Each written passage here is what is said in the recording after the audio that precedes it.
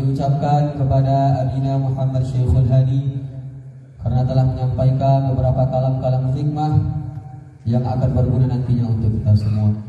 Mudah-mudahan apa yang disampaikan oleh beliau dapat menambah mahabbah kita kepada Rasulullah sallallahu alaihi wasallam. Amin amin ya rabbal alamin. Masuklah kita ke acara yang selanjutnya, yaitu acara yang paling ditunggu-tunggu. Tausiah sekaligus doa daripada Al-Habib, guru kita bersama Al-Habib Ridha bin Fuad Al-Qadri. Kepada Al-Habib kami ucapkan, kami persilahkan dengan segala hormat. Fa'alihi falyatafaddal mashkur.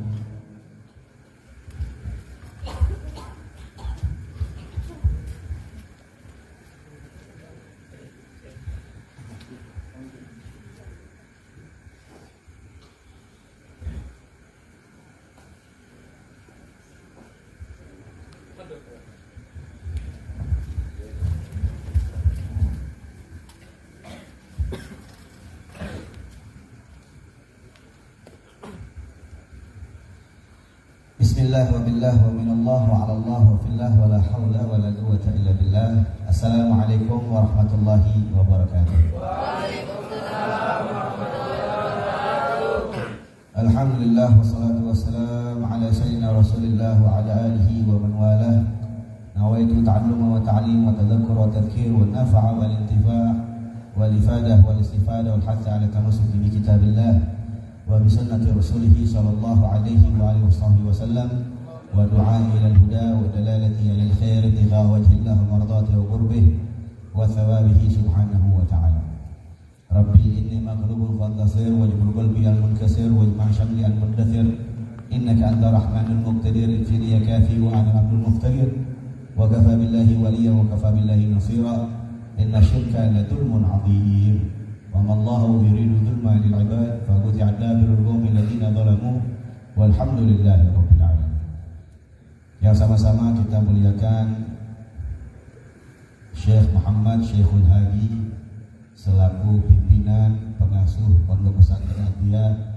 Kita doakan beliau ini panjang umur, sehat walafiat, dihilangkan penyakit dari badannya, dan insya Allah dimudahkan hajat-hajatnya, pondok pesantrennya makin maju, makin banyak habaib dzurriyyah keturunan Rasulullah SAW datang bertandang kemari, dan mudah-mudahan dengan sebab itu semua menjadi tambah berkilau pondok pesantren Atia ini, sehingga menjadi manfaat buat umat Nabi Muhammad SAW. Yang sama-sama juga kita muliakan Al-Habib Ali bin Hasan bin Syahab selaku Sekjen DPC Rabita Alawiyah Medan, para habaib, para sepuh, para alim ulama yang namanya saya tidak sebutkan satu persatu tapi tidak mengurangi rasa hormat saya. Alhamdulillah, puji dan syukur kehadirat Allah Subhanahu wa taala pada malam hari ini sudah malam ketiga ya. Jadi Habib Ali ini beliau ini yang prakarsa ini. Beliau ini yang jadwalkan, bantu dengan jamaahnya, bertandangnya hanya safari dakwah dari Medan sampai Siantar sampai kemari Meranti. Nah nanti malam tuh balik lagi ke Medan. Dan di Medan tuh ada lagi kegiatan dan insya Allah sampai ke Aceh. Kita doakan sama-sama semoga perjalanan dakwah kita ini manfaat dan selamat dalam perjalanan. Hadirnya saya pada malam hari ini merupakan izin Allah Subhanahu wa taala diperjalankan saya sampai kepada pondok Atia ini. Dia itu nama kakek saya dari sebelah ibu. Dia itu nama kakek saya dari sebelah ibu. Namanya Al-Ustaz Syekh Muhammad Biya Syahab. Beliau ini al-alim al-alamah, ahli nasab dan pentahqiq kitab Syamsul Dhahirah yang dijadikan rujukan para alamin, para habaib di seluruh dunia. Dari sebelah nenek saya bin Syahab, anak langsung dari Al-Habib Muhammad bin Biya Syahab. Jadi masih ada saudara kita katakan. Salawat serta salam kita curahkan hadirat Nabi besar Muhammad Sallallahu alaihi wasallam kalau bukan karena kemuliaannya, kalau bukan karena keutamaannya, kalau bukan kefadilahannya, kita ini tidak dilahirkan sebagai umatnya Nabi Muhammad. Beruntung kita mendapatkan titel sebagai umatnya Nabi Muhammad. Beruntung kita terlahir sebagai umatnya Nabi Muhammad. Umat yang paling disayang, umat yang pertama kali masuk surga. Setelah Nabi Muhammad, umatnya Nabi Muhammad, baru nabi-nabi yang lain dan para umatnya. Karena apa? Karena keutamaannya Nabi Muhammad, karena keistimewaannya Nabi Muhammad, karena begitu spesial Nabi Muhammad SAW di mata Allah Subhanahu Wa Taala, diciptakan langsung daripada nurnya. Wa man khuliq bi nuri rabbi, diciptakan dari cahaya Allah Subhanahu Wa Taala, cahaya Tuhan. Keistimewaan ini nggak bakal hilang selama dunia masih ada, surga masih ada, neraka masih ada, alam semesta masih ada. Itu keberkahan, kemuliaan tidak akan hilang dimakan waktu dan zaman. Itulah kemuliaannya Nabi Muhammad SAW. Nah, ketika kemuliaan itu ada pada diri kita, seharusnya kita ini bangga. Seharusnya kita ini dengan kebanggaan tersebut kita berupaya untuk ikut apa yang diajarkan oleh Nabi Muhammad. Al-Habib Hasan bin Ismail Al-Hamid, pendiri Rubat Ainat di Hadramut Sana, negerinya Syekh Abu Bakar bin Salim. Beliau ini berkata, bagaimana mungkin seorang penuntut ilmu bisa dikatakan penuntut ilmu kalau 3 hari aja dia berada di pondok tidak berjumpa dengan Rasulullah SAW dalam mimpinya.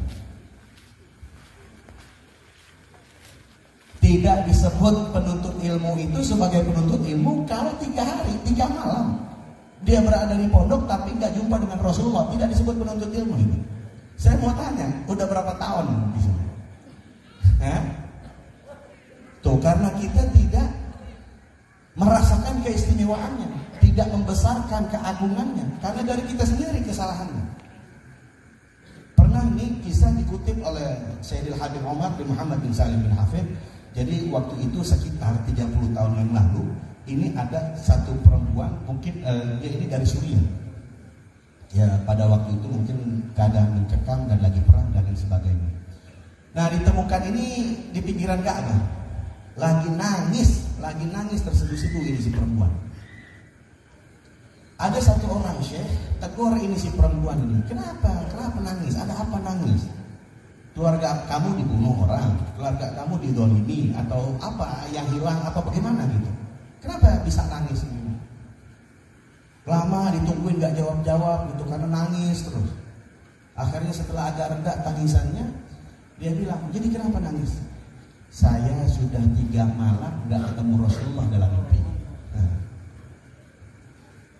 Saya sudah 3 malam tidak bertemu dengan Rasulullah dalam mimpi. Kaget ini Syekh. Jadi kamu tiap malam ini jumpa Rasulullah dalam mimpi? Iya. Ditanya apa amalannya? Amalannya saya bersolawat 15.000 kali sehari. Bersolawat 15.000 sehari. Ada waktunya. Sembari jalan dia bersolawat, sembari kemana-kemana dia masak bersolawat, kemana-mana bersolawat. Jadi 15.000 dia bersolawat dalam sehari, sehingga dia tiap malam bisa berjumpa dengan Nabi Muhammad SAW dalam mimpi. Nah, orang yang menuntut ilmu di pondok pesantren itu, zikirnya, sholawatnya itu adalah menuntut ilmu. Jadi yang namanya anak pondok itu nggak perlu pegang-pegang tasbih di berzikir, nggak perlu. Al-Habib Salim Asy-Syatiri, Alamatud Dunia, Sultanul Ilim, ini beliau kalau melihat ada santri pegang tasbih itu ditepak sama dia, tanah. Pegang itu Zuban, pegang itu Safinatun Najah matannya, pegang itu Arba'in Nawawi, itu hafalan, itu zikirnya, itu selawat. Nah, orang yang menuntut ilmu itu banyak fadilahnya. Orang yang menuntut ilmu ini dalam keadaan jihad fisabilillah sekarang sampai dia pulang. Jadi kita ini seolah-olah ini sedang berperang melawan orang-orang kafir di dalam pondok sini. Ketika dia istiqomah untuk belajar, ketika dia istiqomah untuk menghafal ilmunya, karena yang namanya ilmu itu bukan di kitab, ilmu itu dihafal, ditaruh di dalam dada. Bukan di dalam kitab aja bawa kemana-mana itu kitab, enggak, dihafal semuanya.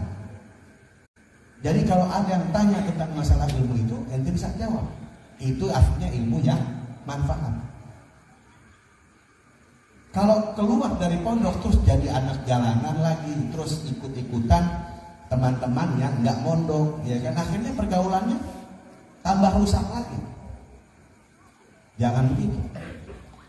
Memang orang murid-murid ini yang di dalam pondok cobaannya itu lebih besar daripada orang yang di luar pondok. Mungkin ya makanan ya cuma tahu tempe. Alhamdulillah dulu saya makan roti doang. Terus pakai kuah kentang dihancurin. Zaman saya ini waktu belajar sama Habib Umar. Ya waktu itu Habib Umar masih dalam keadaan sederhana. Dan waktu itu tuh Habib Umar tuh sampai makan bekas muridnya sendiri. Coba mana ada kira-kira gitu kan, saya sendiri ada makan bekas muridnya? Nggak ada. Ada murid makan bekas gurunya, ambil berkahnya. Ini waktu itu makanan sudah habis di dapur. Di rumahnya Habib Umar itu belum kebagian makanan untuk makan siang. Anaknya nungguin di depan dapur itu, Habib Salim. Lagi nungguin, ini lagi apa ini? Lagi ngapain? Itu tulang-tulang dipisahin, nasinya dimasukin lagi, lauknya apa nih? Nggak ada makanan lagi. Waktu ditanya, ini kenapa dikumpulin begini nasinya? Habib Umar belum makan. Jadi makan sisa-sisa muridnya. Salim yang nungguin itu ambil. Habib Salim dibawa ke rumah. Di zaman sekarang mana ada yang begitu? Sudah jarang. Nggak ada. Itulah kemuliaan adabnya Al-Habib Umar bin Muhammad bin Salim bin Habib. Tapi sekarang lihat, namanya di seluruh dunia ada. Kenapa? Adabnya, akhlaknya, pribadinya, kehidupannya semua ikut apa yang diajarkan oleh Rasulullah Sallallahu Alaihi Wasallam. Kitab apa aja apa, qasidah apa aja apa, diteruskan bersama Habib Umar. Ini tuh jadi panutan kita, contoh kita, suri tauladan kita. Dan alhamdulillah ini guru kita sering gitarin, bolak-balik anaknya pun belajar gitarin. Gitarin tuh pusatnya ilmu, pusatnya kutub, wali kutub banyak di sini. Di Zambal itu ribuan kutub ada. Masya Allah ilmu yang berkah. Malah ada pepatah, jalanan tarim itu adalah guru bagi yang tidak punya guru. Jalanannya tarim aja. Maksudnya apa? Keadaan, situasi dan kondisinya begitu dekat dengan keilmuan, begitu dekat apa yang diajarkan oleh sunnah Rasulullah SAW. Jadi orang-orangnya, perlakuannya, keadaannya semua sesuai dengan apa yang diajarkan oleh Rasulullah SAW. Kota ilmu. Pernah saya sekali waktu lagi ziarah ke Zambal. Lagi ziarah ke Zambal di depan Fadil Mubarak itu saya pakai baca Al-Quran. Lagi baca Al-Quran, di sebelah saya ini ada orang tua. Ada orang tua dandanannya udah lusuh pakaiannya. Udah lusuh pakaiannya, istilahnya kita mungkin di sekarang nih kita lihat itu pengemis. Kita ngelihatnya karena pakaiannya lusuh, ini apa namanya, duduk aja di sini. Saya baca Al-Quran, ada salah dibenerin sama dia. Jadi waktu saya baca Al-Quran, ada salah dibenerin sama dia. Saya ini orangnya iseng, kepengen tahu. Oh mungkin dia hafal bagian sini, coba saya lewatin 4 lembar. Saya lewatin 4 lembar. Saya baca lagi di sini. Baca ada salah, ditegur lagi sama dia, dibenerin. Oh hafal juga di sini. Coba yang bagian sini ah. Saya baca lagi, dibenerin lagi sama dia. Berarti hafal Quran tuh. Model pengemis begitu tuh. Ditarim. Nah itu dahsyatnya. Waktu setelah selesai, saya tutup Al-Quran, Sadaqallahul Azim, saya taruh, saya mau cium tangan. Ditanya ini sama ini orang. Tarja'lan mana nanti? Kamu ini nasabnya kemana? Ana bilang, ana Ridha bin Fuad Al-Gadri Jamaluddin. Saya ini Ridho bin Fuad Al-Ghadri Jamaludin. Wah ente sadar, maksudnya di sini ente Habib gitu. Ente Dzurriyyah Rasul. Malah kita yang mau dicium tangannya. Karena saya muda kan pada saat itu. Umur 20-an, dia ini udah tua, saya nggak mau tangan saya dicium. Waktu tangan saya mau dicium itu sama dia orang yang hafal Quran, saya nggak kasih, dia teriak, bakhil ente, dia bilang begitu. Ente bakhil, pelit. Loh, kok dibilang pelit? Ente ada kemuliaannya Rasulullah SAW tapi nggak mau bagi saya. Itu hafal Quran. Ente ada kemuliaan Rasulullah SAW nggak mau bagi saya. Terus saya mau ngomong apa? Jadi waktu pas dia cium tangan saya cium tangan lagi baru dia. Begitu adabnya, begitu caranya. Nah ini kan sekarang enggak. Kita nggak tahu-tahu itu tentang masalah bagaimana membahagiakan, mencintai, melestarikan orang-orang yang hafal Quran. Di sini alhamdulillah insyaallah ada tahfidzul Quran juga Ustaz. Ahlul Quran itu ahlullah. Orang-orang penghafal Al-Quran dan mengamalkan diri itu adalah para keluarganya Allah. Jadi jangan disembarangin. Nah, orang-orang yang menghafal Al-Quran, ana sarankan dia belajar juga fikih, biar dia ngerti hukum. Jadi jangan hafal Al-Quran aja, tapi enggak belajar fikih atau enggak ngerti hukum. Karena tartib yang Habib Umar tentukan di Darul Mustafa itu, kalau dia ambil untuk program menghafal Al-Quran, fikih tetap harus belajar. Kalau dia ini enggak ambil program tahfidzul Quran, berarti dia ambil juga ilmu hadis, ilmu tafsir, dan ilmu akidah. Begitu. Jadi ada 2 program di situ. Nah, sekarang ini yang ada mau bahas masalah istinja. Istinja udah paham belum? Istinja itu apa? Istinja apa istinja? Cebok. Tahu cebok kan? Kalau bahasa Meranti sini cebok juga bukan? Cebok sama kan? Kalau di Jakarta bilang cebok. Nah ini khusus untuk buang air besar. Mungkin penjelasannya belum pernah dijelaskan oleh para guru. Dan ini saya jelasin ya. Yang namanya kita buang air besar, kalau kita laksanakan ini yang saya bilang, insya Allah dia punya buang anginnya nggak bau. Karena Islam mengajarkan kebersihan, Islam mengajarkan kesucian. Kalau dia laksanakan ini apa yang Anda ajarkan, dia punya buang anginnya nggak bau. Selama ini kan kita kalau buang angin ya kan di kamar orang angin des, nggak bersuara gitu kan. Itu langsung buang, kecoa semua keluar dari kamar. Bubar ini, wow bener ini, apaan nih? Nah, mohon maaf karena ini harus dijelaskan secara gamblang karena ini ilmu fikih. Yang namanya anus dubur itu, ya kan? Saya contohkan ini bukan porno, tapi ini pelajaran, ya. Yang namanya anus itu lingkaran dia bentuknya. Kalau dalam segi biologi dia ada kerutan-kerutan begitu di dalam. Dan kerutannya ini nih begini nih modelnya itu. Jadi kalau dia mau keluar kotoran dia keluar begitu dia keluarin. Nah, gitu. Baru begitu lagi dilipat terputus kotorannya. Nah, kalau misalnya dia lubang dubur ini dicuci pakai tangan kiri begitu kan, dicuci selesai pakai air, udah sampai situ aja, itu belum tepat namanya. Namanya pensucian najis itu ada 3 sifat yang harus hilang. Yang pertama adalah warna, yang kedua bau, yang ketiga rasa. Jadi waktu dicuci siram pakai air, jangan nggak pakai air, ya. Untuk lebih sempurnanya pakai air siram. Kita bersihkan, siram pakai air. Nah biasanya ada yang masuk sedikit, nggak usah terlalu banyak, karena di pintu-pintu lubang dubur ini masih ada sisa-sisa. Layaknya kita untuk membersihkan jalur masuk makanan dari lewat mulut kita itu dengan siwak, dengan tata caranya, dengan sunnahnya dan lain sebagainya. Begitupun istinja tempat keluarnya makanan. Jadi Allah Subhanahu wa taala ajarkan itu manusia bagaimana makanan masuk, bagaimana makanan keluar. Bagaimana kita hidup, bagaimana kita meninggal. Begitu. Jadi dibersihkan, siram pakai air. Ya kan? Selesai. Ada boleh mengejar sedikit boleh. Maksudnya untuk keluar itu lapisan dalamnya sedikit itu untuk dibersihkan.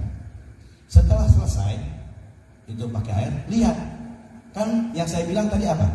Warna, bau, dan rasa. Apa? Warna, bau, dan rasa.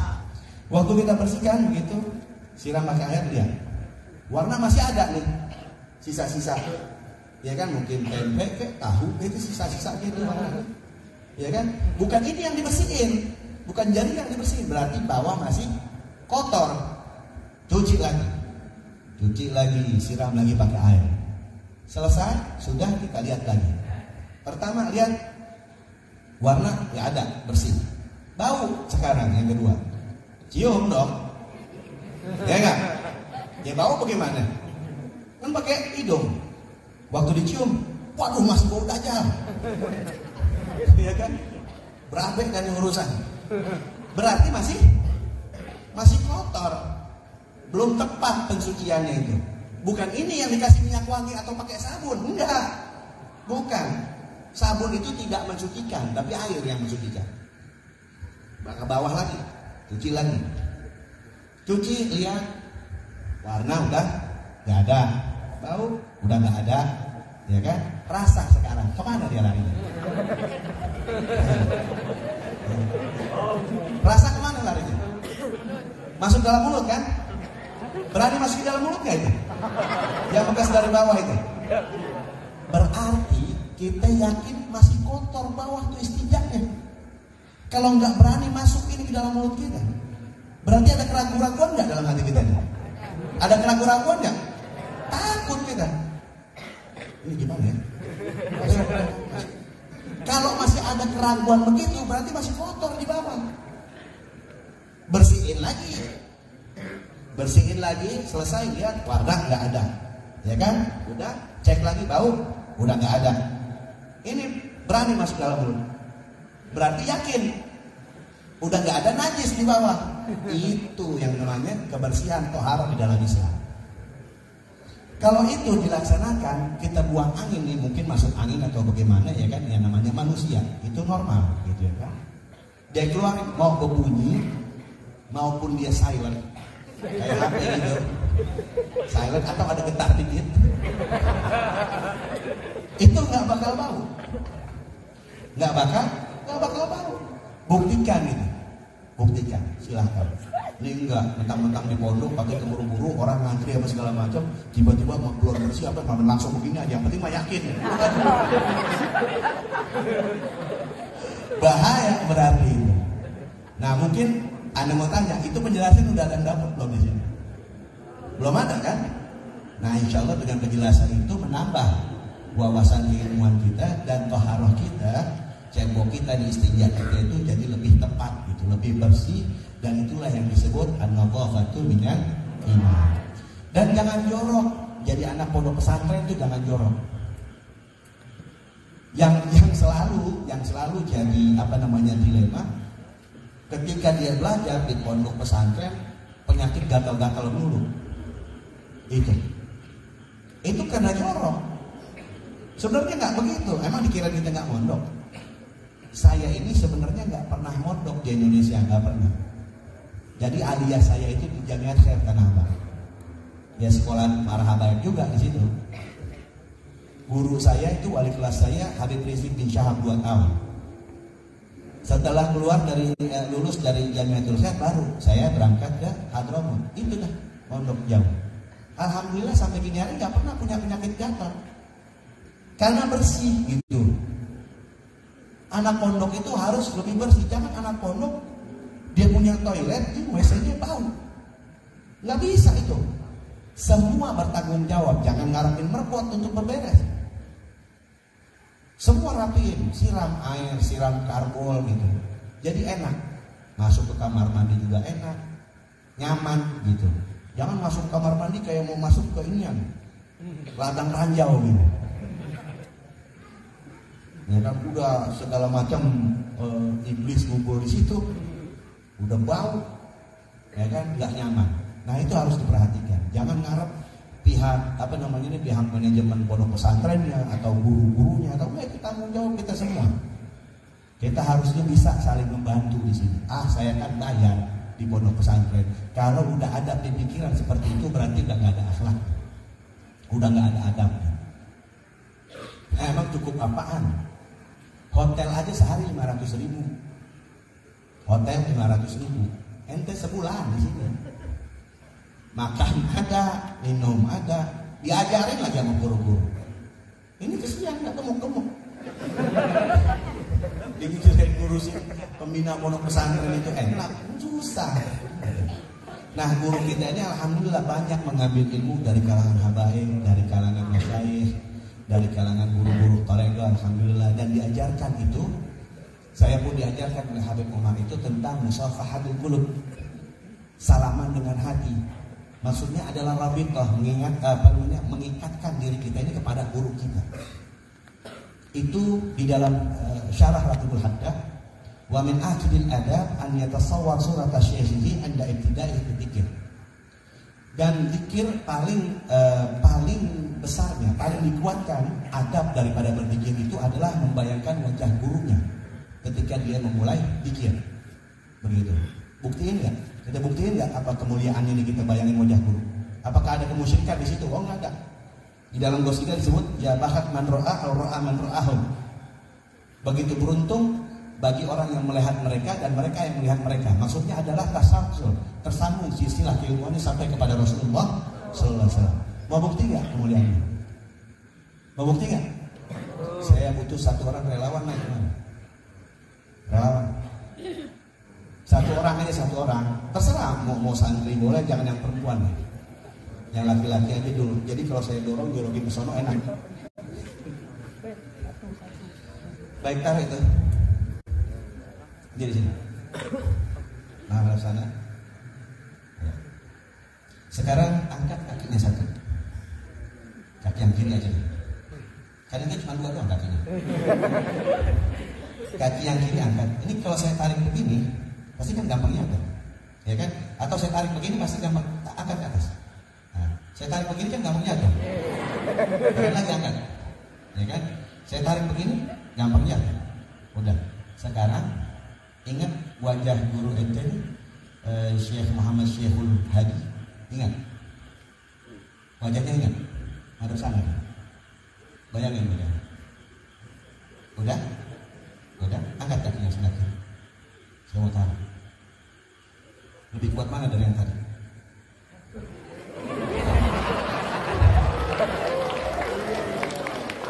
Lebih kuat mana dari yang tadi? Ente kemayu amat sih laki-laki.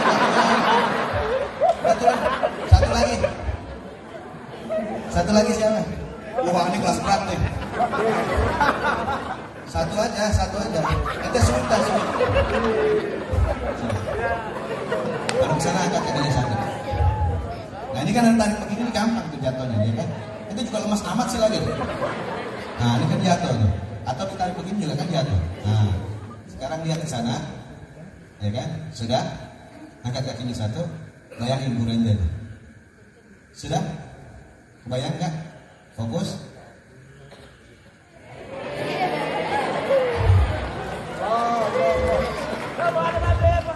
Terima kasih. Kita cium tangan lagi.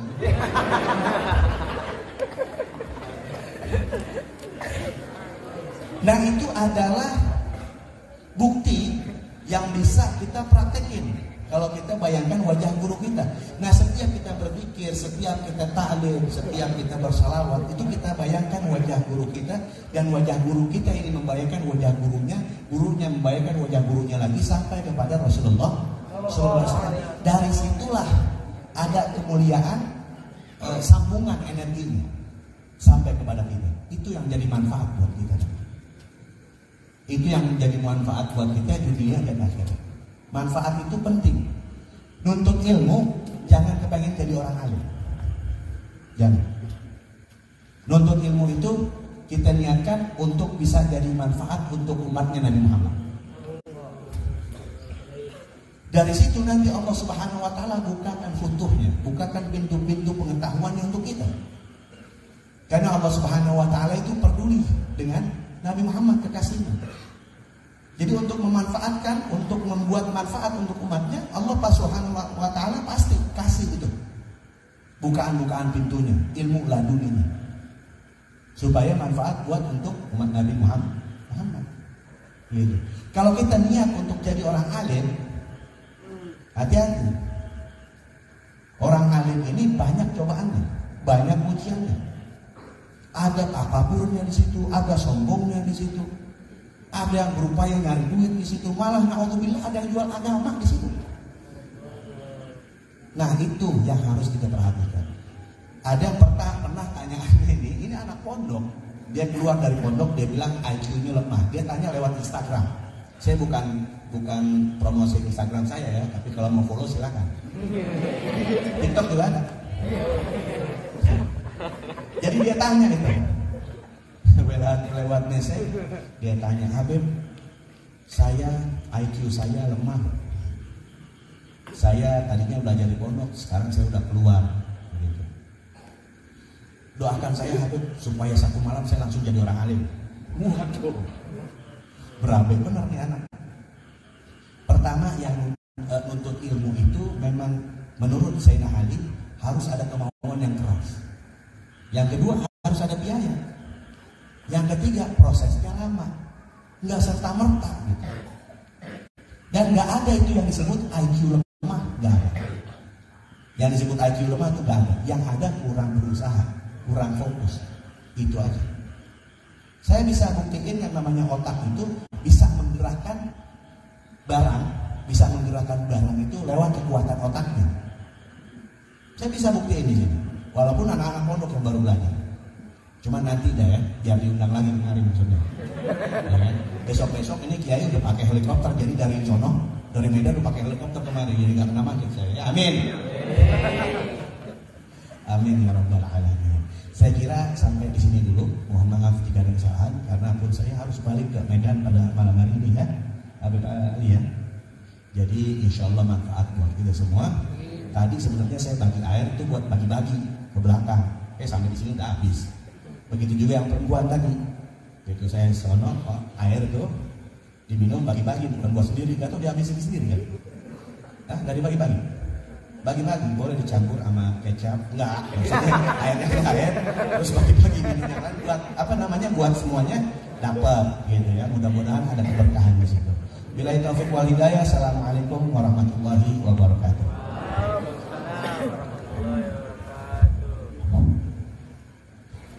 Alhamdulillah, terima kasih kami ucapkan kepada Al-Habib Ridha bin Fuad Al-Qadri atas ilmu yang telah bermanfaat bagi kita semua yang telah disampaikan oleh beliau. Mudah-mudahan apa yang disampaikan oleh beliau dapat kita amalkan dalam kehidupan sehari-hari dan menjadi panutan bagi kita semua. Amin ya rabbal alamin. Dengan selesainya Al-Habib dalam menyampaikan tausiah, selanjutnya doa bersama yang akan disampaikan oleh Al-Habib yang akan dibawakan oleh Al-Habib Fuad Ridha bin Fuad Al-Qadri. Kepada Al-Habib kami persilahkan dengan segala hormat. Bismillahirrahmanirrahim. Alhamdulillahirabbil alamin hamdan yuafi ni'amahu wa kafi mazidah. Ya rabbana lakal hamdu kama yanbaghi li jalali wajhika al-'azimi sultanik. Subhanaka la nuhsi sanana 'alaika anta kama thanaita 'ala nafsik wa lakal hamdu hatta tarda. Wa lakal hamdu idza radita wa lakal hamdu ba'da ridha. Allahumma shalli wa sallim ala sayyidina Muhammadin fil awwalin wa salli wa sallim ala sayyidina Muhammadin fil akhirin.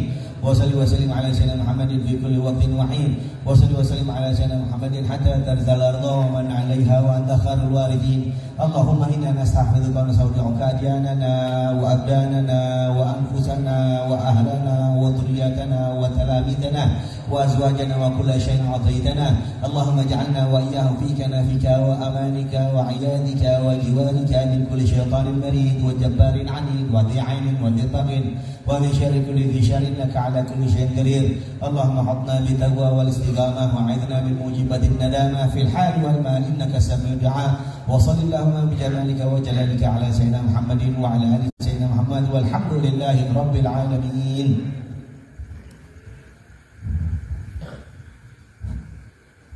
Alhamdulillah, dengan selesainya pembacaan doa dari Al-Habib, maka berakhirlah acara kita pada malam hari yang berbahagia ini. Mudah-mudahan acara ini mendapat berkah dan rahmat daripada Allah Subhanahu wa taala dan mendapat nasrah daripada baginda Rasulullah sallallahu alaihi wasallam. Saya selaku protokol mohon maaf jika dalam penyampaian terdapat kesalahan dan kekhilafan, mohonlah dimaafkan. Billahi taufiq wal hidayah. Assalamualaikum warahmatullahi wabarakatuh.